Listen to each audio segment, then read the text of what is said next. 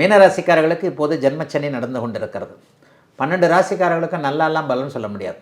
ஏதாவது உள்ளதை தான் சொல்லி ஆகணும். ஜென்மச்சனி நடந்தாலே ஏதாவது ஒரு தடைகள் கண்டிப்பாக இருக்கும். ஒரு 80% பேருக்கு இருக்கும். ஒரு 20% பேருக்கு இந்த தடையெல்லாம் இருக்கவே இருக்காது.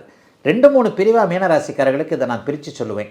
50 வயதுக்கு மேற்பட்ட அத்தனை மீனராசிக்காரர்களுக்கும் துளி கூட அப்படியெல்லாம் ஒன்றும் பெரிய கஷ்டங்கள் இருக்காது. மாறாக சொத்து சேர்க்கை, இதுவரைக்கும் நிறைவேறாத லட்சியம் நிறைவேறக்கூடிய தன்மை. பிள்ளைக்கு மாப்பிள்ளை பார்க்குறது, பிள்ளைக்கு வேலைகளில் தொழில்களில் வச்சு கொடுக்குறது, பாப்பாவுக்கு ஏதாவது மாப்பிள்ளை பார்த்து கட்டி கொடுத்துருவோம் என்கின்ற மாதிரியாக சுப விரயங்கள் ஏற்படக்கூடிய தன்மை, குழந்தைகளால் சந்தோஷம் இருக்கக்கூடிய தன்மை, குழந்தைகளுக்காக எதையும் செய்யக்கூடிய தன்மை, வியாபாரத்தில் ஒரு முன்னேற்றம், தொழிலில் ஒரு முன்னேற்றம், வேலைக்காரங்க உதவியாளர்கள் அமையக்கூடிய அமைப்பு, புதுசாக வியாபாரம் தொழில் டீலர்ஷிப் எடுக்கக்கூடிய அமைப்பு, புதுசாக ஒரு பிரான்ச் தொடங்கக்கூடிய அமைப்பு, கொஞ்சம் வேலை ஜாஸ்தியாக இருந்தாலும் வருமானம் வரக்கூடிய அமைப்பு 50 வயசுக்கு மேற்பட்டவங்க எல்லாத்துக்குமே இருக்கும். இளைய பருவத்தினர் வேலை சார்ந்த விஷயங்களில் டக்குன்னு முடிவெடுத்துறாதீங்க, வேலையெல்லாம் விட்டுறாதீங்க, புதுசாலாம் தொழில் ஆரம்பிச்சிடாதீங்க, சக்தியை விரயம் பண்ணாதீங்க, கெட்ட பழக்க வழக்கங்களை கற்றுக்காதீங்க.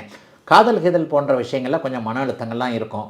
ஆனாலும் இவைகள் அத்தனையும் எதிர்காலத்தில் ஒரு 30 வருஷம் நீங்கள் நல்லா இருக்கிறதுக்கான சில ஃபவுண்டேஷன்களை தான் போடுமே தவிர பெரிய சோதனைகள்லாம் கண்டிப்பாக இருக்காதுங்க.